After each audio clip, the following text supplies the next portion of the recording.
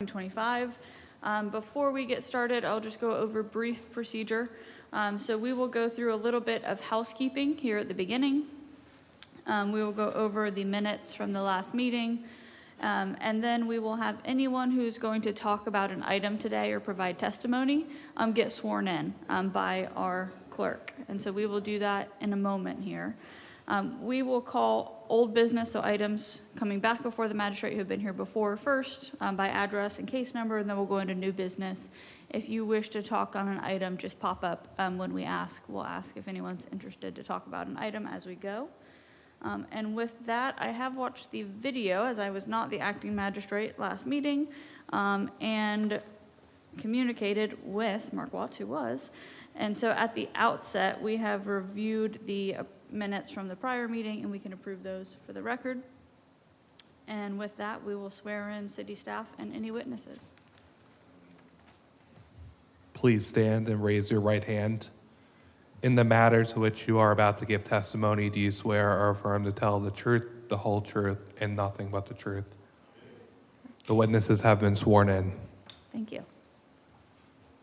And if anyone who was not just sworn in and you wish to speak to an item, we'll need you to get sworn in when you come up to give testimony. I just want to note that. Saw some people get up and sit down. So our first item is old business. It is CCSM 0658-2024. That is 206 Douglas Street.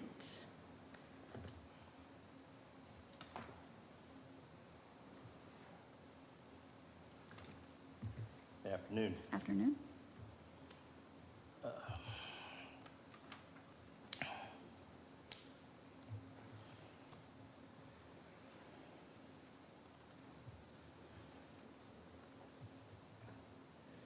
The address is 206 Douglas Street, case number CCSM 0658-2024. This property is Zone MU Mixed Use Central Business District. Violations cited were IPMC 304.10, stairways, decks, porches, and balconies. IPMC 305.5, handrails and guards. IPMC 604.3, electrical system hazards. IPMC 704.6, smoke alarms. Section 26-171, permits required. Section 42-13, fire violations, hazard abatement. Section 74-146, local business tax imposed. On November the 13th, 2024, the special magistrate found Hummingbird Properties, NSB LLC, and or entity in violation of IPMC 304.10, IPMC 305.5, IPMC 604.3, IPMC 704.6, Section 26-171, Section 42-13, and Section 74-146, and gave until December 13, 2024, to bring the property into full compliance. If the special magistrate found that the violations were not corrected by this date, a fine of $50 per day for the violation of IPMC 304.10, $25 per day for the violation of IPMC 305.5, $25 per day for violation of IPMC 604.3, $50 per day for violation of IPMC 704.6, $50 per day for violation of Section 26-171, and $50 per day for violation of Section 42-13 shall be imposed for each day the violations exist. The magistrate's order was posted on the property on November 20th, 2024. The order was certified mailed to the property owner, and was signed for and accepted on November 20th, 2024.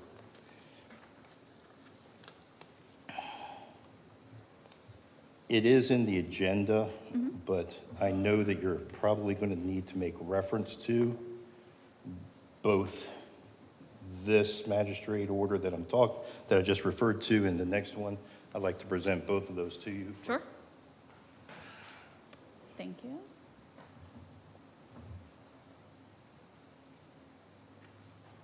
I'd like to present both of those to you for reference to make it easier so you don't have to go through the agenda to find those. Okay, the notice of hearing was posted on the property on August the 8th, 2025.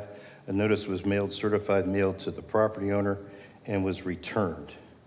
For this hearing, the notice of hearing was posted on the property on September the 11th, 2025. The notice was mailed, certified mail to the owner and was signed for and accepted on September the 13th, 2025. To date, this case has been going on for approximately 4 years. Started as a no BTR. As the BTR inspection was conducted, violations were found.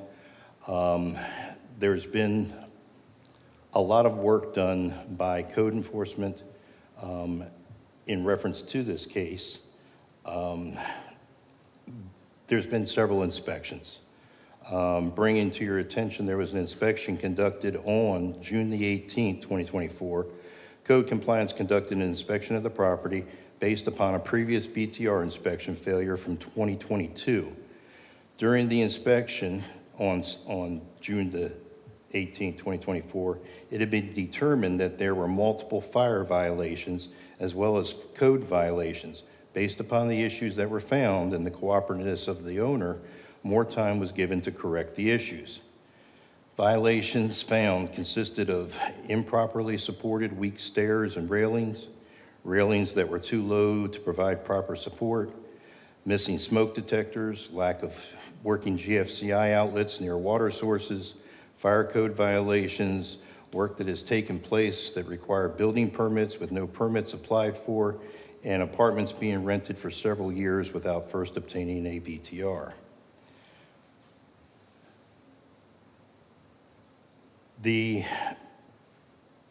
On September the 5th, 2025, an inspection of the property was conducted by the fire marshal and I.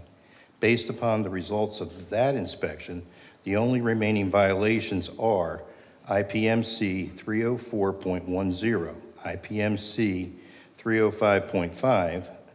Both violations require inspection by the building department inspectors, and Section 42-13 requires a clearance by the fire marshal's office. Violations IPMC 304.3 and IPMC 704.6F were found to be in compliance.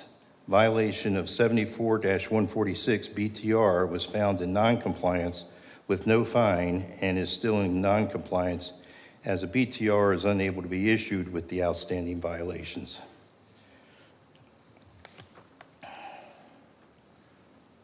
On August the 27th, 2025, the special magistrate found Hummingbird Property NSB LLC and or entity in violation and imposed a fine of $50 per day for each violation of the following violations: IPMC 304.10, IPMC 704.6, Section 26-171 from December the 13th, 2024 to February the 13th, 2025, Section 42-13, and $25 per day for each of the following violations: IPMC 305.5 and IPMC 604.3, commencing on all violations that remained as of September the 10th, 2025, until all permits are submitted and or compliance is achieved.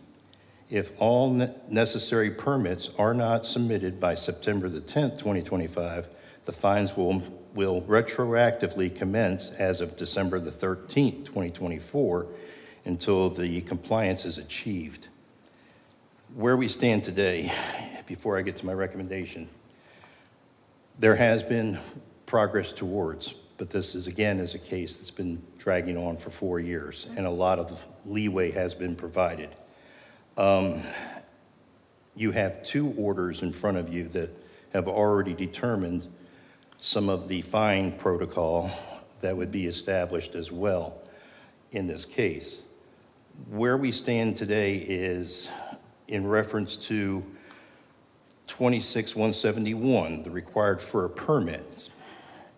That was brought into compliance back on February 13, 2025, which is obviously after the date of December 13, 2024, as was stated in the original order that you would see. So when we get to the recommendation, we will be asking for that one. There is still an outstanding violation for IPMC 304.10 and IPMC 305.5, which both require building inspectors to conduct their inspections in order to be able to clear those. That activity has not occurred yet. Section 4213, fire violations, requires clearing by the fire marshal's office, which has not taken place yet either. I have printouts today, this morning, of where we stand on permits on the property. And the first one I'm going to give you indicates it's going to be for building permit 00002-2025. And this was the initial permit that stopped the action of the 26-171. It ran for 6 months, it got extended. The status currently is only as issued. We have no notice of commencement and no inspections.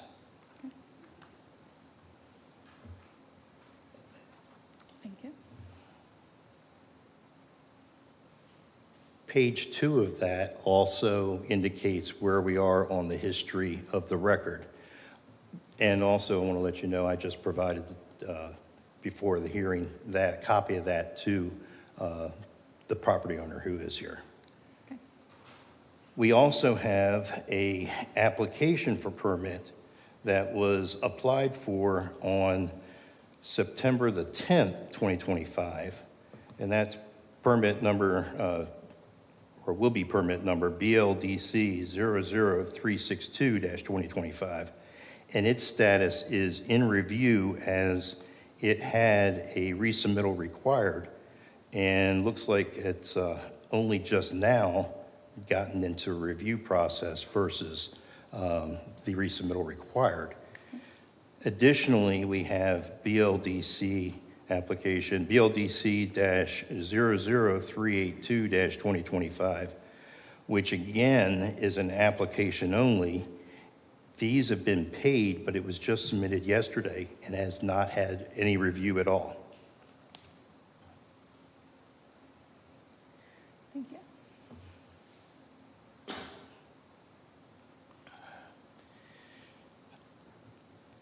Based upon the situation of these being actively rented apartments in which people are residing in, and due to the amount of time and violations that have occurred, the city is going to make the following recommendation. It is my recommendation to the special magistrate to find the property was not in compliance on December the 13th, 2024, for all violations as was ordered in the special magistrate's order dated November the 13th, 2024. I recommend the special magistrate impose fines of excuse me, $50 per day for violation of section 26-171 from December the 13th to February the 13th. $50 per day for violation of IPMC 304.10, $25 per day for violation of IPMC 305.5, $50 per day for violation of section 42-13, all be imposed for each day the violation exists beginning today. The fines would actually commence today on September the 24th, 2025. Fines not to exceed the maximum amount of $25,000.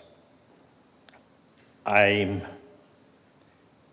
honestly concerned about the fact that if we go to the last magistrate's order, that we probably are in a situation where we would be already maxed out on a fine. I don't know if that is conducive to getting compliance or not. Again, it's a shame that it's taken 4 years. So that's where the city stands on this. We do have the fire marshal here who can address any questions having to do with the fire violations, and the property owner is here, and I think she would like to speak. think you've covered my initial questions. But let me check. I tried to anticipate without actually drawing any conclusions to them. No, absolutely. I say status of the permit application was one, so we went over all of those. Thank you for those printouts. Suggested compliance, if applied for, we've kind of gone over. Let's see. And your recommendation on the retroactivity. So we've seen that. Okay. I don't think I have questions for you right now, but I may after hearing. Is the property owner in attendance, and do you wish to speak? Yes. Perfect. All right. If you will come forward and state your name and confirm for me that you were sworn in at the beginning. Perfect. I was sworn in. Kristen Pizzuti, Hummingbird Properties. I want to thank Mr. Parks because he has been trying to help, as much as he's able to. Like he said, first I want to say that the biggest problem I've been having is getting general contractors. I had 2 in this area to begin with. That was back way when they were there. I tried to be proactive. Both of them talked to someone here, and then the next day called me and said they weren't interested in doing the job anymore. That was 2 of them from here. So I went to Orlando and I got another general contractor, which we have the permit under, and they were and there is a commencement. I have the commencement here for that work. It's in the folder with the permit at the site. The work was underway. It does take a long time because this building was built in 1905, okay? So there are a lot of wiring things that are hanging down that aren't live, so the electricians had to come and take all that down before they could commence putting up the drywall. So when they came to inspect, everything that I know of, the little things were all done, and they saw those. The stairways have been done for over a year, more than a year. All those were fixed, and my understanding, because it said on the form, if it was under $1,000, you did not have to have a permit. So I didn't go get a permit for it. Maybe I misunderstood, or maybe they should take that off the form and say everything needs a permit. Because I got them all fixed. We even did some extra railings and things just for safety.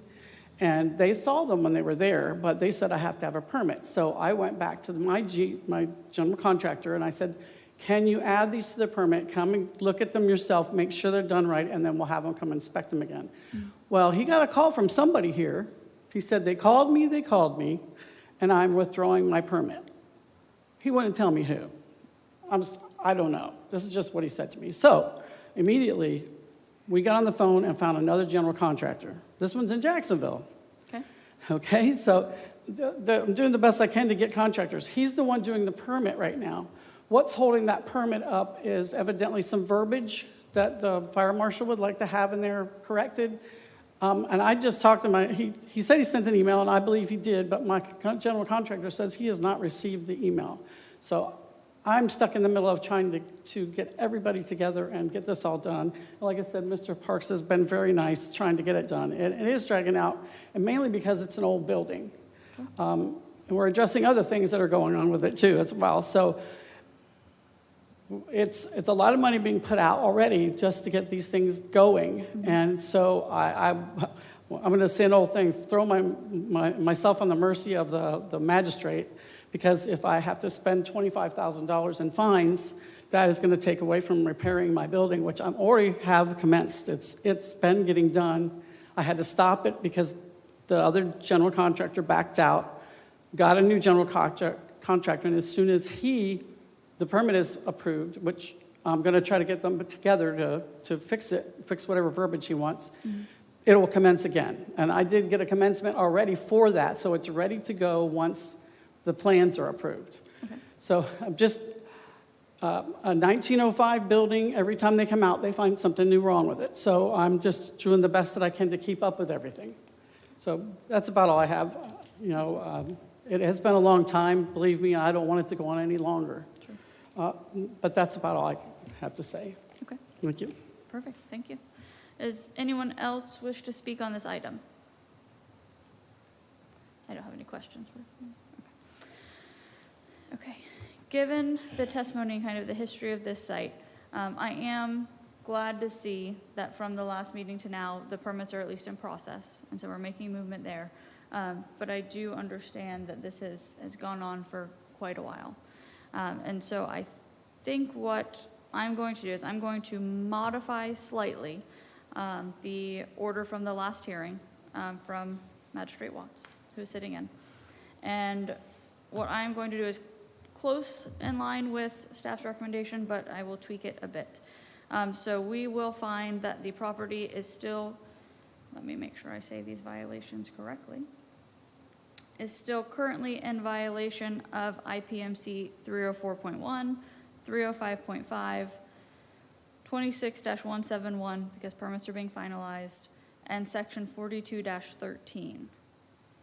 So the property is currently in compliance as it relates to 604.3, 704.6, and it will be in violation of 74-146 because that will be dependent on having all of your permits issued before you can have a local business tax. Does that sound right in terms of the compliance? That's correct. Because we had already complied it for the 26-171 building permit, and we have not done a new notice of violation on that, I don't feel it's fair at this time to say that she's not in compliance with that. I think the compliance date on that should be the February 13th, because there is an active permit for that is still active. I believe there's action on that needs to be taken. And if not, then I would be prepared to come back with a new notice of violation for that violation. But I would think in fairness, we really shouldn't find that to be in non-compliance today, except for being in compliance on February the 13th. Otherwise, I agree. Okay. Good. Then we will modify that to state that for 26-171, it will show a violation from December 13th, 2024, and in compliance February 13th, 2025, acknowledging that if those permits expire and the work is not completed, it can result in a repeat violation. That's correct. So that will be our phrasing there in the revised order. And then based on that, like I said, I'm going to modify the recommendation. The prior magistrate recommended this apply retroactively from December 13th, 2024. We are not going to do that because I agree with the hesitation on the maximum fines. I am going to institute just a $25 instead of separating them out. We will keep $25 per day for the violation of Section 26-171 from December 13th, 2024 to February 13th, 2025. And then we will have a $25 a day violation that commences September 24th, 2025 until compliance is achieved or the maximum amount of $25,000 is met. Based on that, I do want to note to the property owner that when the property is fully in compliance, there is a lien review process with the city has with guidance and criteria for reduction of that once you are fully in compliance that we can take a look at, and city staff is happy to go through with you. And so I will revise that order, but that is our finding for that case. Thank you. Thank you. Thank you. Afterwards, if you'd like to wait for me, but I do have other business. That brings us to our next item, which is CCSM 0025-2025-595 Pecan Street.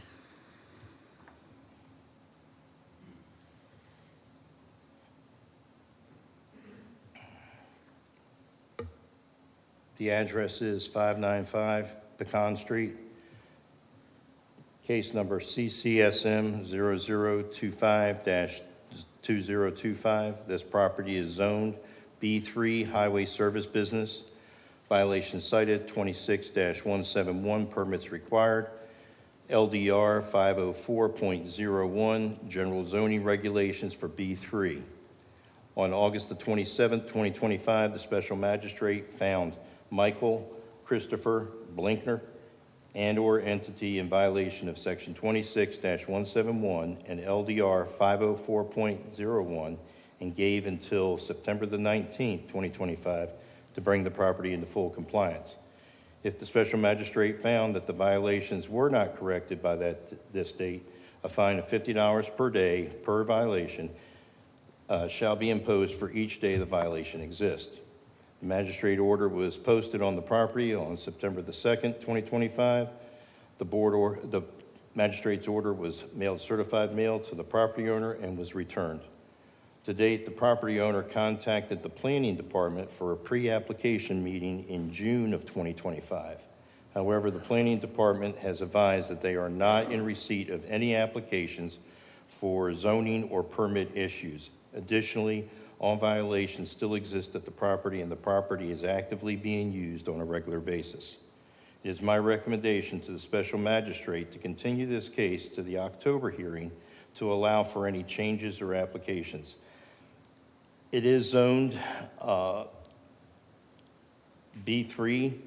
It is in the property appraiser as a vacant lot. It is clearly, obviously, being utilized on a daily basis for storage of a variety of things, and there has been construction done, erected, that is not been permitted. Therefore, we recognize this, but if someone is actually attempting to go through the proper channels, we don't want to hinder that either. But I do want to mention that, again, it was only a pre-application meeting, and it was in June, and nothing has been submitted. We feel that by extending this to the October hearing, it gives more than enough time to ensure that the city has done everything we possibly can. Sure. Just questions to clarify here, both the shipping container on site and the structure, I'm going to call it a tiny home, it may be larger. None of those have received permits to date. There's been no permits. There was we'll call it a garage shed that's on the property as well, that evidently was from a previous time when there was structures on this property before it became a vacant property. However, there's been modifications to it that there's no permits for. There's no permits at all for any of these for this property. The only permit that is actually been issued and approved was a temporary power pole. Okay. Got it. Thank you. Is the property owner in attendance, and would you like to speak to this item? Yes. Come forward and state your name for me and confirm that you were sworn in. I was sworn in. Perfect. My name is Michael Christopher Blicker. I'm the owner of the property. I did talk to John over the phone, sent him some of the information. There was a lot of confusion with this property when I received it. It's in a residential area, but it is zone B3. So we did put a permit in, we were denied. Because of being B3, it couldn't be a permit for a single family residence. So therefore we went to the meeting. In the meeting we had 3 different plans. I have Tom DeSimone, that is my architect. He even had hard time with it, and even Bob at the building department had a hard time telling me what I can and cannot do. Finally, we all got in the same plan. We are in the middle of submitting for permit. It has taken a bit because it's all commercial, so it's all a lot more than just a residential property. Sure. To this point, we have most of the planning done. Tom's got all the plans except for the landscape.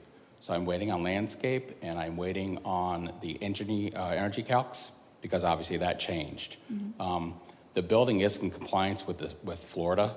That is there, and it is set in the right spot. The only thing that has been done to the property besides those 2 buildings put on there, I lost my home to mold. So all my belongings I could keep are in that container. Okay. The little shed area, we did paint it. We did add some trim work to it and repaired the deck. Other than that, we didn't really do anything else. The roof was already on it. That was the metal siding that was on it. We did some repairs to the front that was rotting. I didn't think that was anything that we should have had a permit for, but if we do, no problem. I have no problem being in compliance with the city. I do hold a license here. I am a flooring contractor in the area. So I'm doing my best to get this, but it's taking a lot more time than I thought it would. Tom's promising me by the end of the month he'll have the rest of the plans. I have started submitting everything to the city. It's in the portal, but I don't have a permit yet. Okay. Question, the primary structure that I refer to as the tiny home, so that will be converted to a business use? Yeah, so what we're having to do, I have the plans if you want to take a look at them, but we're adding another part to there, so there will be an office. The office will be attached to the side of it, which will make it one building, which they pre-approved after the meeting. And then inside, which the kitchen, bathroom, all that will actually be my showroom because that's what I do. And they let me have a dwelling, which would be my bedroom. Okay. So those are pre-approved, and that's what's going into the planning now. Got it. Okay. Do you think the recommendation from staff is to continue this item to the October 22nd magistrate hearing to see where you are with permits? You said that Tom should be done with drawings Yep. by end of month. Absolutely. And then everything should be in for review. Do you think that that time frame provides sufficient time for you to get everything in and the city to have a round of review to see where we are? By the end of the month, hopefully, yes. Okay. Well, then, I think those are my questions for you. Okay, thank you. Thank you. Based on the evidence provided and testimony of staff and the property owner, we will continue this hearing to October 22nd, 2025, to the special magistrate hearing at 2 p.m. here to see the status of the permit application and issuance. Thank you. Thank you.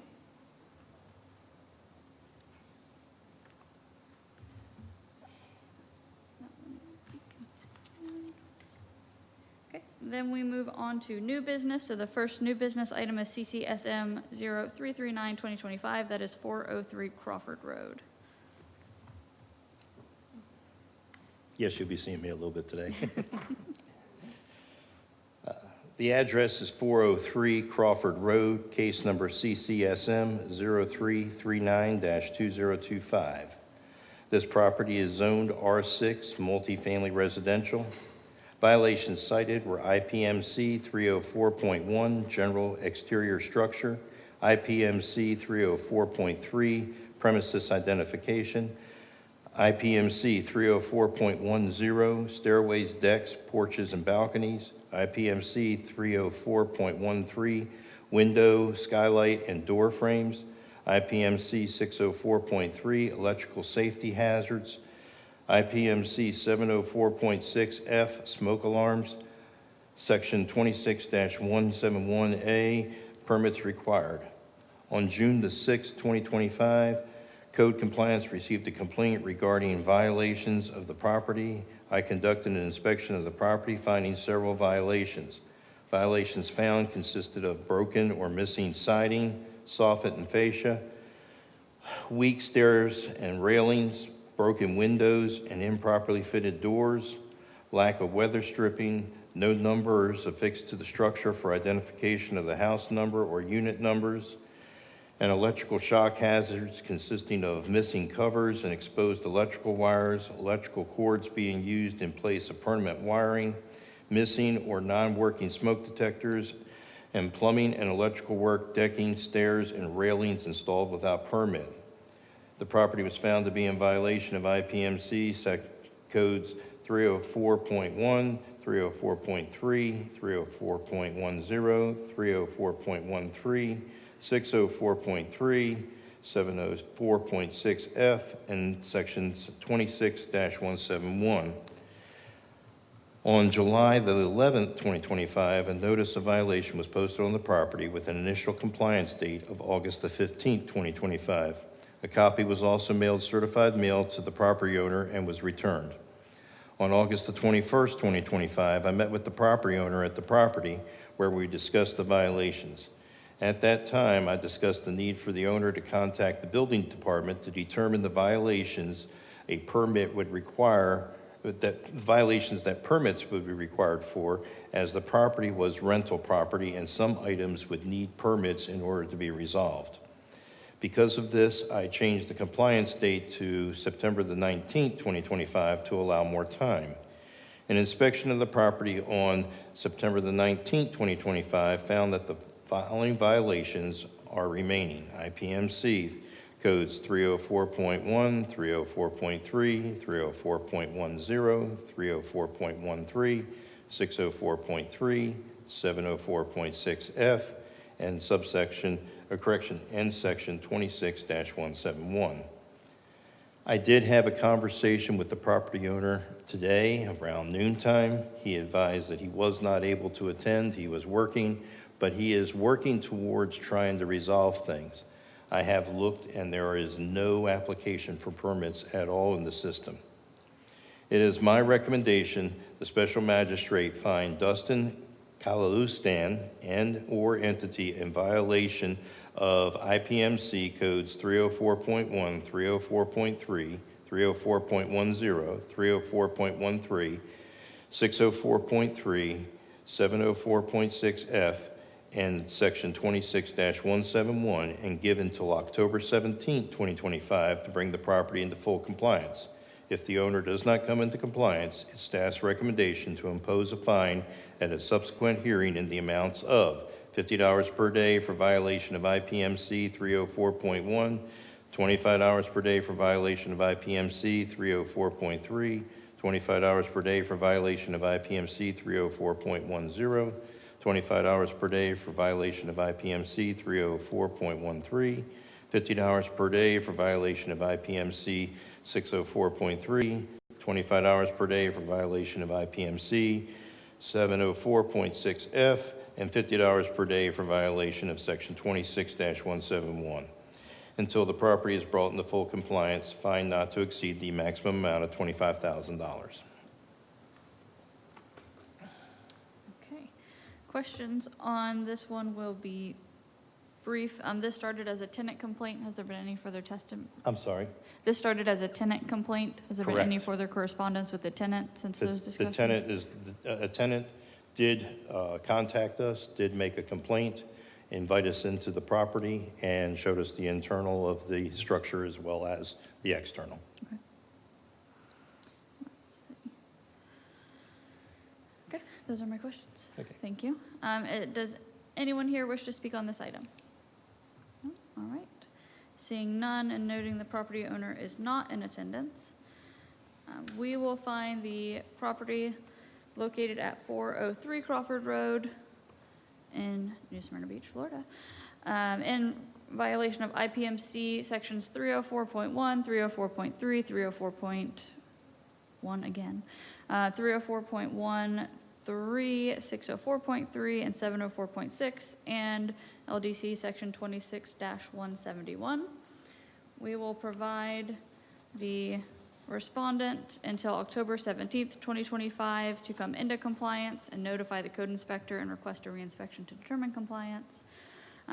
If we find that the violations were not corrected by that date, a $50 per day fine for violations 304.1, 604.3, and 26-171, and a fine of $25 per day for code violations of 304.3, 304.1, 304.13, and 704.6 for each section of code that remains in violation may be imposed. And this case will return to the magistrate at the October 22nd, 2025 hearing at 2 p.m. in these chambers.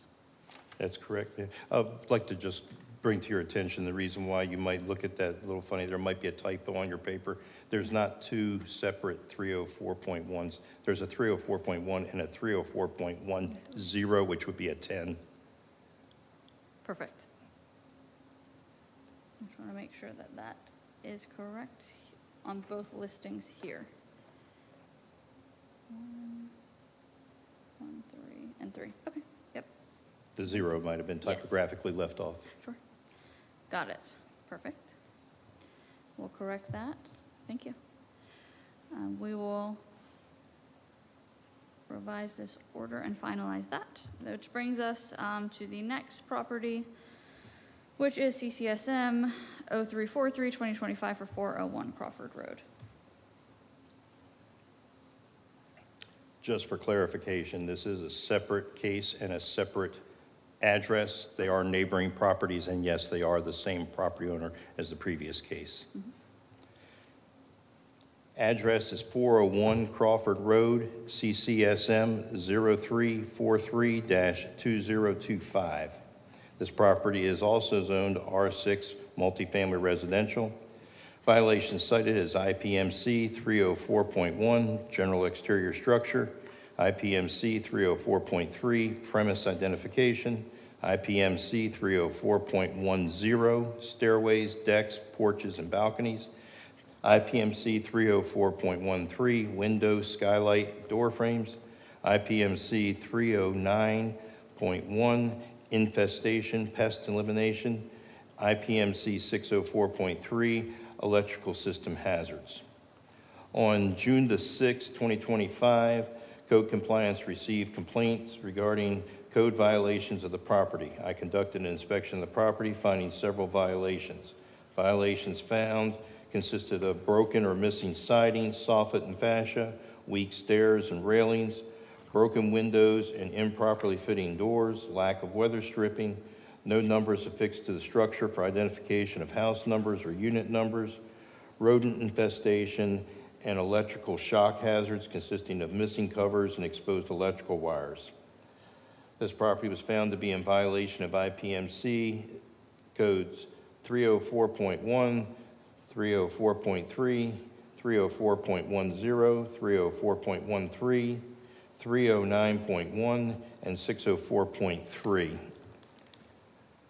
On July the 11th, 2025, a notice of violation was posted on the property with initial compliance date of August the 15th, 2025. A copy was also mailed, certified mail to the owner, and was returned.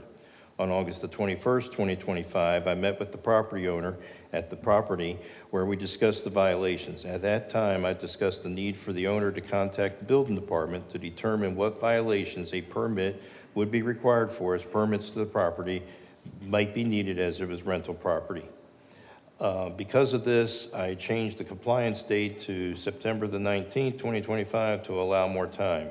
An inspection of the property on September the 19th, 2025 found that the following violations remaining: IPMC codes 304.1, 304.3, 304.10, 304.13, 309.1, and 604.3. It is my recommendation the special magistrate find Dustin Kaluskatan and/or entity in violation of IPMC codes 304.1, 304.3, 304.10, 304.13, 309.1, and 604.3, and give until October the 17th, 2025 to bring the property in full compliance. If the owner does not come into compliance, it's staff's recommendation to impose a fine at a subsequent hearing in the following amounts: $50 per day for violation of IPMC 304.1, $25 per day for violation of IPMC 304.3, $50 per day for violation of IPMC 304.10, $25 per day for violation of IPMC 304.13, $50 per day for violation of IPMC 309.1, and $50 per day for violation of IPMC 604.3 until the property is brought into full compliance. Fine not to exceed the maximum amount of $25,000. Again, I did talk with him today at noon, and same information.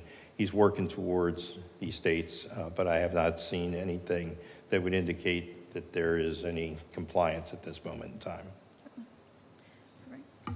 Thank you. My same questions from the last would apply. I will generally note for this property and the last that while certainly work needs to be done, it doesn't seem to be too structural. So I'm hoping that the property owner can apply for permits and show progress by the state. Some of it may just be the wonders of owning a home close to the beach, because they get beat up a little bit, but we need to see progress there. Thank you. So for this property, we will find that the property is currently in violation of IPMC 304.1, 304.3, 304.10, 304.13, 309.1, and 604.3.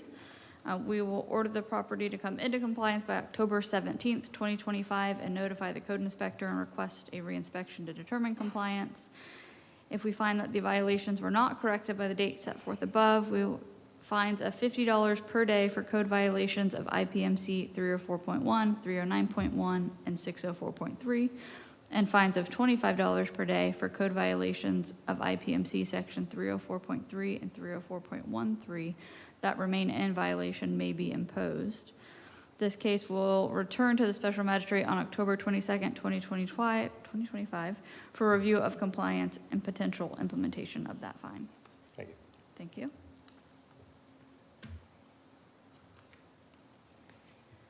That brings us to CCSM 0217, 2025, 1421 South Dixie Highway.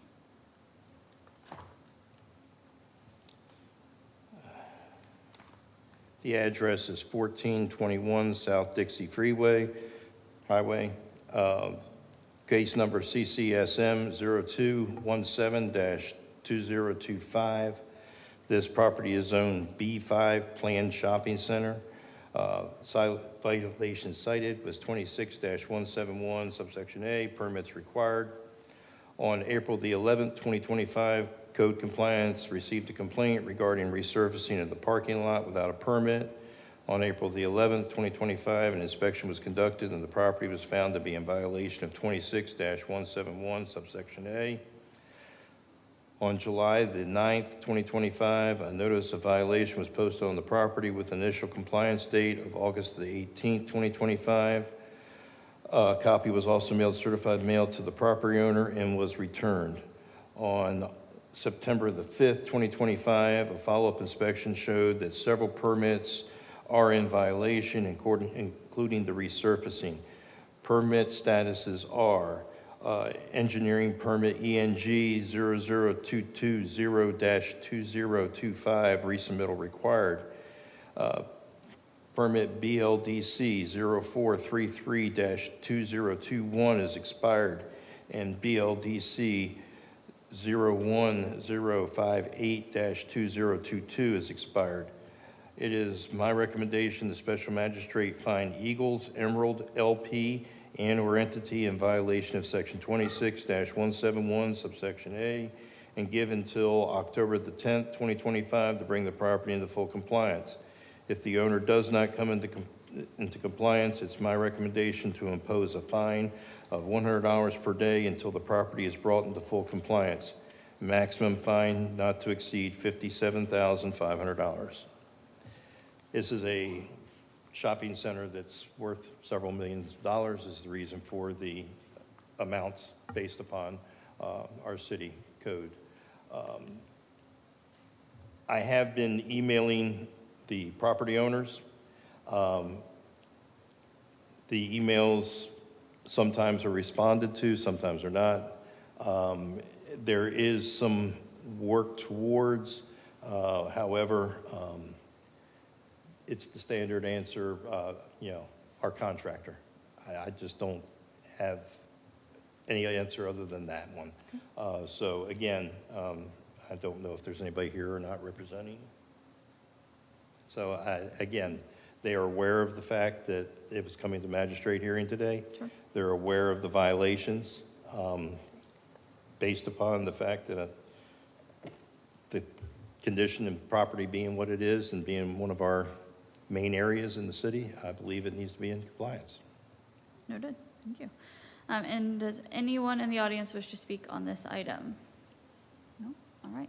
Seeing none, this one is a little difficult because normally we see things that are run down. I will say the general condition looks like it could be an improvement, but we need permitting review to make sure that it was done properly. That's correct. And in a safe manner.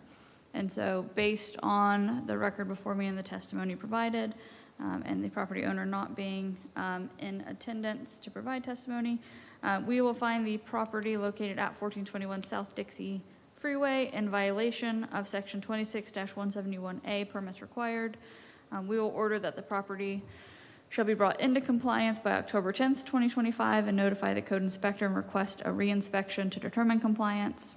If upon that date the property is not in compliance, a fine of $100 per day for each section of code that remains in violation may be imposed. This case will be returned to the special magistrate on the October 22nd, 2025 hearing to determine compliance and a potential fine. Thank you, ma'am. Thank you.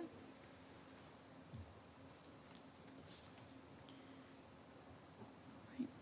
And that brings us to our lien and amnesty application. Let me just read the number. So this is LA 0007 2025 for property located at 1194 North Peninsula. Okay, so this code case is LA-0007-2025. Property location is 1194 North Peninsula Avenue. And GSBP Development LLC submitted a lien amnesty request to the special magistrate to consider leniency for the liens filed by the city against the property located at 1194 North Peninsula Avenue, New Smyrna Beach, Florida. The unpaid city liens total $32,788.08. That's including interest through September 30th. I have the receipt of the certified mail to submit to you. The certified mail was accepted on 9/16/2025. I also have photos of the posting of the property that took place on September 9th, 2025. Perfect. Thank you. So some background information on this case. The first case was CCSM-0094, 2024. On March 24th, 2024, the special magistrate found the respondents were served notice of violation and notice of hearing on February 15th, 2024, identifying specific violations. The violations were to be corrected by March 11th, 2024. The code compliance officer re-inspected the property on March 20th, 2024, and determined that the violations were not corrected. Based on the evidence presented at the hearing, the special magistrate determined that the property was in violation of City Code Section 26-171A permits, and that was for the block wall that was installed without a permit, and gave the respondent until 1 p.m. on April 12th, 2024 to bring the property into compliance, and shall notify the code inspector and request an inspection to determine if the property is in compliance. If the special magistrate found that the violations were not corrected on the date set forth, a fine of $250 per day shall be imposed. The case shall be reviewed by the special magistrate at a public hearing on April 24, 2024 at 2 p.m. And it also stated in the order that the order may be appealed at the circuit court within 30 days of its execution.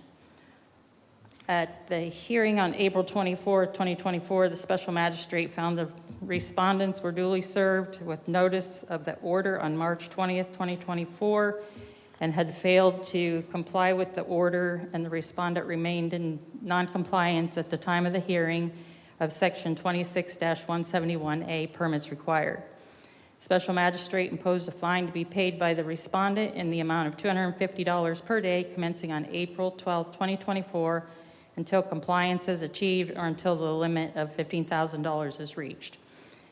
The property achieved compliance on September 25th, 2024 per an email that the code officer received from the previous building official. The fine at this time had reached the limit of $15,000.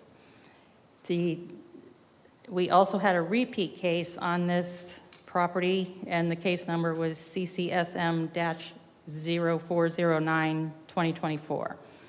On July 17th, 2024, the special magistrate found the respondents were served a notice of violation and a notice of hearing for the repeat violation on May 17th, 2024, after the inspection by the code officer on May 14th, 2024, showed the property to be in violation of the same section of code, Section 26-171A, permits required, and this was for a fence that was installed without a permit. Special magistrate found the respondent in violation for a repeat violation of 26-171A based on the evidence presented at the hearing. A fine of $500 per day was imposed commencing on May 14th, 2024 until the respondent complies or the limit is reached of $15,000. The respondent achieved compliance on September 25th, 2024 per an email from the previous building official. And the fine at this time was at the maximum limit of $15,000 prior to achieving compliance. So the two liens, each of them was $15,000. The interest accrued is $2,778.08, which totaled to $32,778.08. This property, I'm not sure how up to date the property appraiser website is, but the property has had an assessed value the day that I looked at this was $3,776,525. So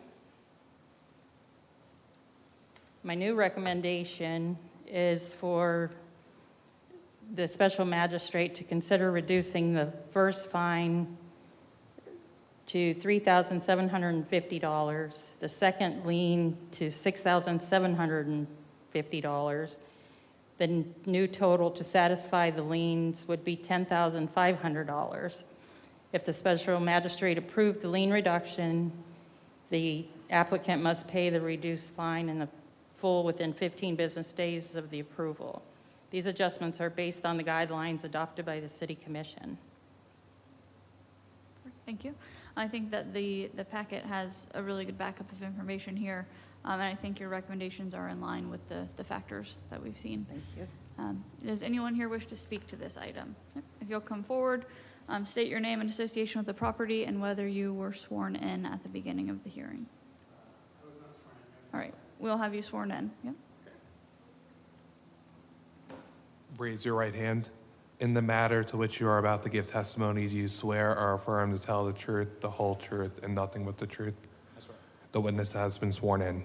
Thank you. Thank you. My name is Bo Pennington. I am one of the members of GSPP Development, The owner. essentially managing partner of ownership entity. Sure, this thing has reverberated through. I'm sure everybody knows about this. It's been going on for a long time. Just want to give a little background on this issue. So, I build houses in a lot of cities. And so there's a difference between building code and there's a difference between a subjective ordinance, right? And so when we were building the fence, I read an ordinance, never had any violation for a fence ever, not in this city or any other city, therefore, right? This was a complaint by a neighbor, and y'all know how that goes. That's how most of these violations happen. So we built the fence where we thought it was an average of 6 foot. It was hard to build the fence straight across without having all these staggers or unlevelness because of the topography. So we built it. And we did a good job because, at least in our mind, because on our side, for a lot of the fence, it's only 5 foot, but because the property slope off. And we thought that it was, on our side, we happened to not read, hey, it's the subjective, your neighbor's side, not your side. Okay, we all made mistakes. During that time, I met with Fred Cleveland, Mayor Fred Cleveland, the previous city manager, Mr. Khalid, was a great guy, still is, just not city manager. I met with Valley Perrine and Shane Corbin, and I tried very, very hard to reason and rationale with this point. That is the reason why when the code violation occurred, I was like, hey, I feel like this is something you guys should look at. Are you sure this is the way that you want? Please come out to the property and look at it. Many months went by where I believe Khalid was trying, or maybe Mr. Mayor was trying. Maybe they were talking to the neighbor trying to get this resolved. Definitely no resolution there. And I wasn't losing hope that rationale, logic, and reason would find its way finally. I finally scheduled a P&Z hearing whenever it was really clear there was just absolutely no way to go around. It's either come into compliance for this rule that doesn't matter if everyone disagrees with it. Heard it from many, spoke to even Kevin Cowper about this, the city manager, one time, and I will say that, even he said, hey, where he came from, he agreed that probably should be the average, but again, he said he doesn't make the rules. You guys don't make the rules, you just enforce it, so I understand.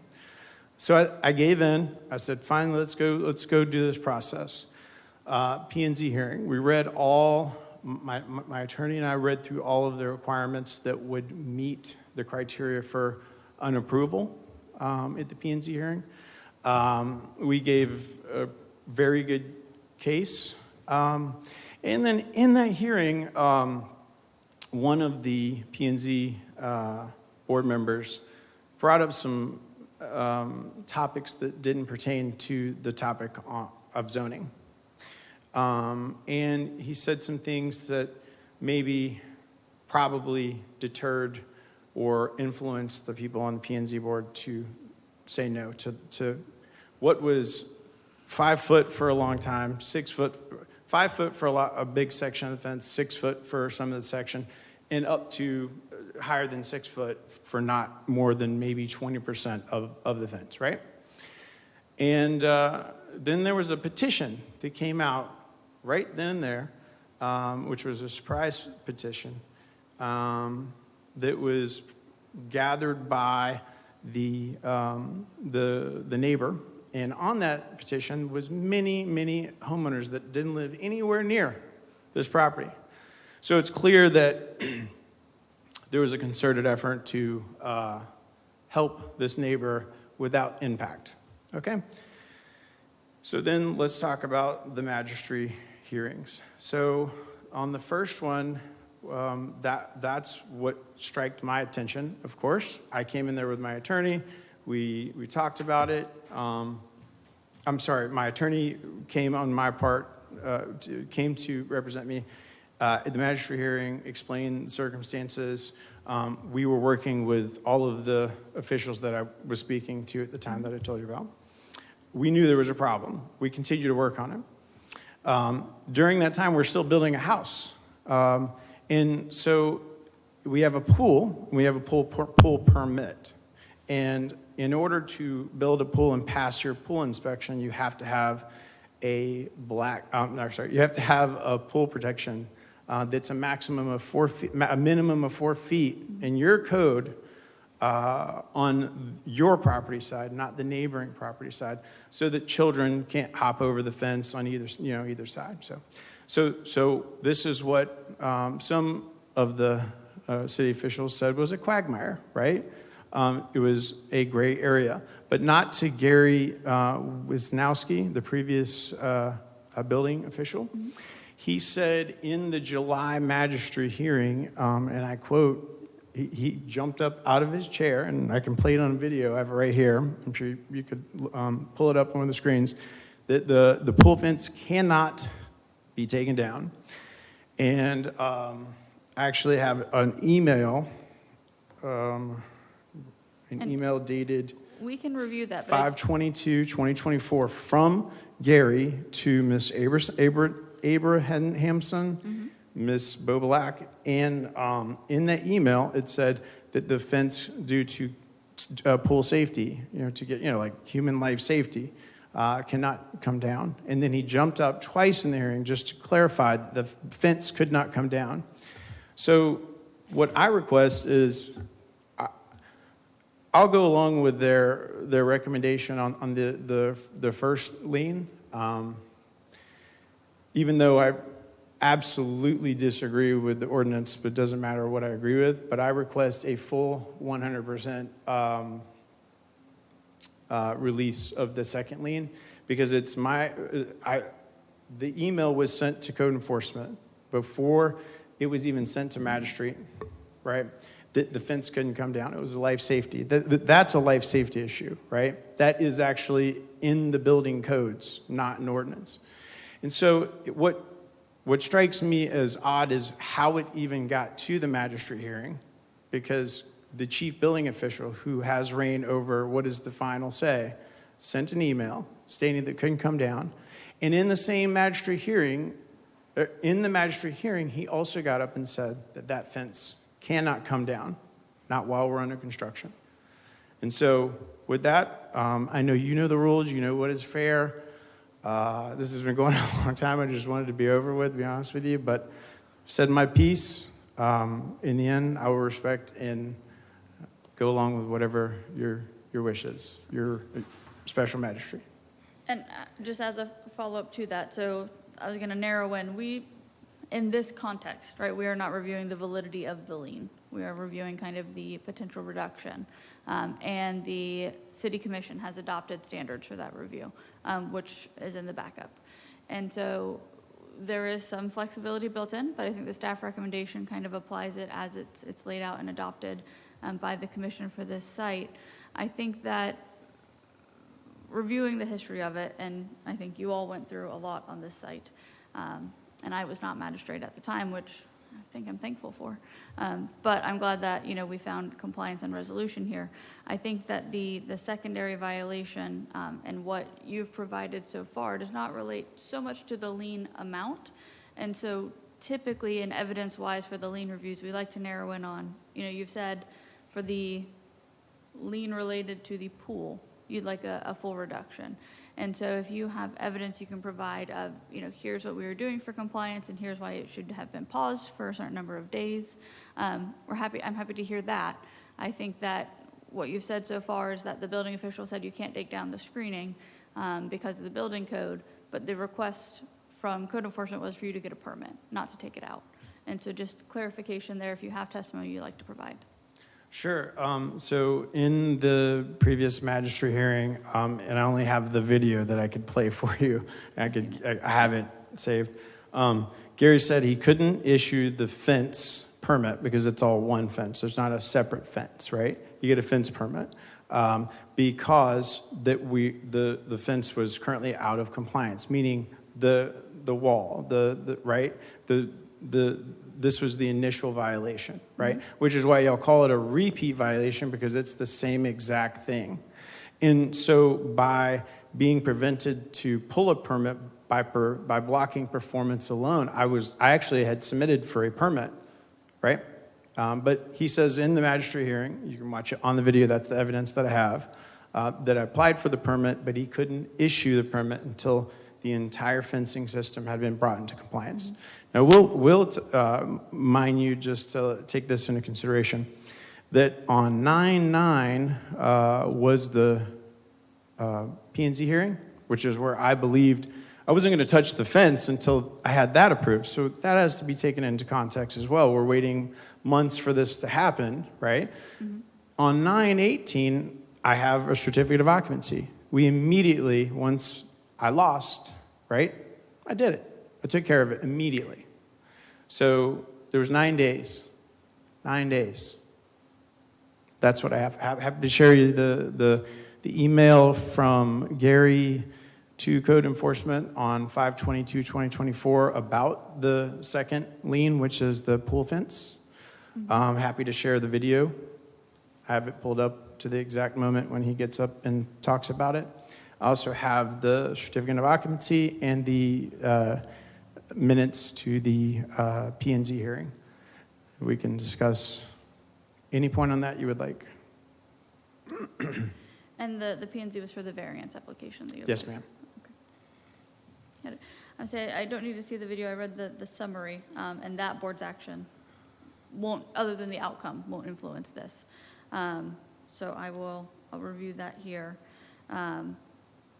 I'm so sorry, Ms. Magistrate. I read the summary too. It doesn't mention anything about the chief building official standing up. Correct. No, I also reviewed the old. You got okay, yes, ma'am. Yep, Thank you. Okay. As I want to make sure we have a full review for cases like this, so we've got the full history. Yes, ma'am. Again, although we're not setting aside that, looking into time and kind of factors there. Thank you. I don't have any further questions there. I want to look through something really quick here. But if you have anything else you want to add? No, I'm good. Thank you so much. Perfect. Thank you. All right. I'm looking at, does staff have anything else you guys want to add as a final recap here? There's nothing else. Okay. Perfect. Thank you. So the current lien amounts are $15,000 for each, and interest hovering right around $2,700. The staff recommendation is to reduce those lien amounts to $3,750 and $6,750 for a total of $10,500. I think I am going to agree with that, and addition, waive the interest amounts that were set forth there. So take out that $2,778.08. Oh, sorry, sure, yep, come forward, apologies. If you can state your name, general affiliation with the property as a neighbor, and confirm you were sworn in. Thank you. Cindy Sneezak, 512 Yukon. And were you sworn in? No. Let's get you sworn in real I didn't quick. intend to speak. But Sure. Raise your right hand. In the matter to which you are about to give testimony, do you swear or affirm to tell the truth, the whole truth, and nothing but the truth? I do. You have been sworn in. Thank you. Magistrate Gao, I've been watching this from the beginning. I tried to contact the homeowner who initiated all of this, but the notice was too short. So the problem I had with listening to the dramatic retelling of this from the beginning was that 90% of what was said was not relevant.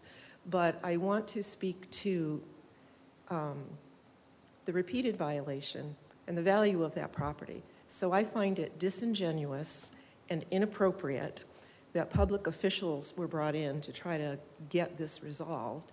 I also find it inappropriate that a property that started out being listed at $10 million, but now has been reduced to $7 million, that the owner of that would have the nerve to ask for a lien that they could have resolved several times way before things got to this point. So I ask you to very carefully review the policy the commission has in place.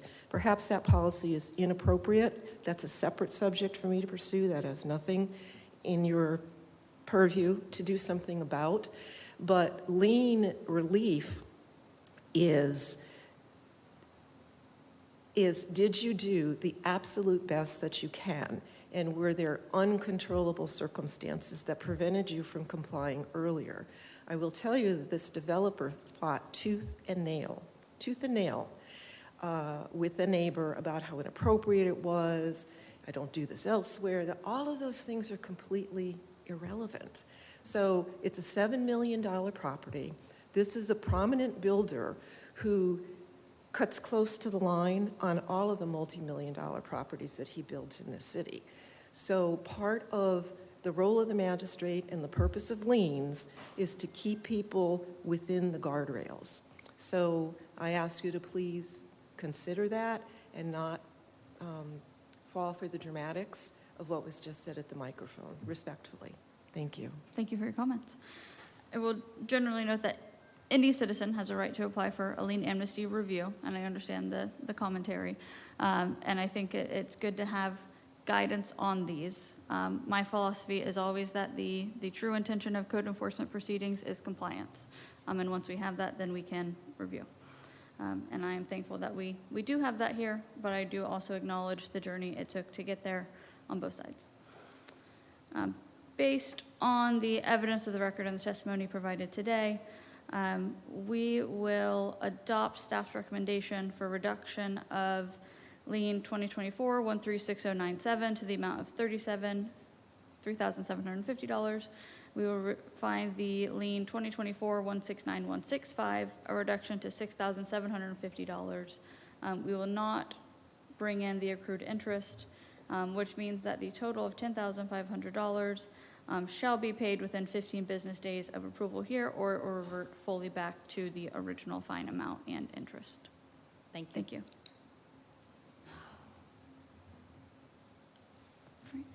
That is our last item on the agenda as far as I am aware.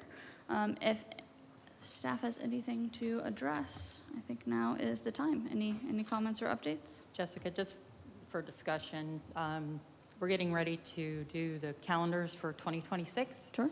So if you have any dates that you would like to take into consideration and like to share those with us when we're setting up the calendar, I'd appreciate that. Will do.